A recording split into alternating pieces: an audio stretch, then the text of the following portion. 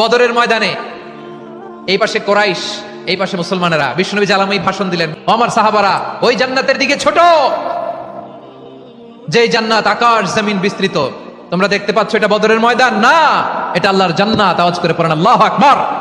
বিশ্বনবীর এই কথা শোনার পরে এক আনসারী সাহাবী সাইয়েদনা উমাইর ইবনুল হুমাম রাদিয়াল্লাহু তাআলা আনহু খেজুর খাচ্ছিলেন। তিনি বিশ্বনবীর দিকে তাকিয়ে কথা শুনছেন আর খেজুর খাচ্ছেন। যখন বিশ্বনবী বললেন জান্নাতের দিকে ছোট, যে জান্নাত আকাশ জমিন বিস্তৃত, বিশ্বনবীর কথা শোনা মাত্র সাইয়েদনা উমাইর ইবনুল হুমাম বললেন বাহ বাহ। কি বললেন? বাহ বাহ মানে চমৎকার। বিশ্বনবী বললেন, ও উমাইর, আমার এই কথা শুনে তুমি কেন বললা বাহ বাহ, চমৎকার চমৎকার কেন বললা? সাইয়েদনা উমাইর ইবনে হুমাম রাদিয়াল্লাহু তাআলা আনহু বললেন, ইয়া রাসূলুল্লাহ, আপনার এই কথা শুনে আমি বড্ড খুশি হয়েছি, আর আমি প্রত্যাশা করছি আমি যদি ওই জান্নাতের মালিক হতে পারি তাহলে কতই না ভালো হতো। সুবহানাল্লাহ বলেন। উমাইরের কথা শুনে বিশ্বনবী বললেন, ঠিক আছে উমাইর, আর তুমি আল্লাহর ওই জান্নাতের অধিবাসী হবা। যাও উমাইর, তুমি ওই জান্নাতের অধিবাসী, ওই জান্নাত তুমি ঢুকবা, তুমি জান্নাতি।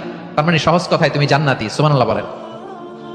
যখনই বিশ্বনবী বললেন জান্নাতি, সাইয়েদনা উমাইর রাদিয়াল্লাহু তাআলা আনহু খেজুর খাচ্ছিলেন আর মনে মনে ভাবে, বিশ্বনবী যখন ওয়ারেন্টি দিয়েছে, বিশ্বনবী যখন গ্যারান্টি দিয়েছে আমি জান্নাতে যাব, তাহলে হাতে তো এখনো 3টা খেজুর বাকি। এই 3টা খেজুর যদি খাই তাহলে জান্নাতে ঢুকতে দেরি হয়ে যাবে। সুবহানাল্লাহ পড়েন।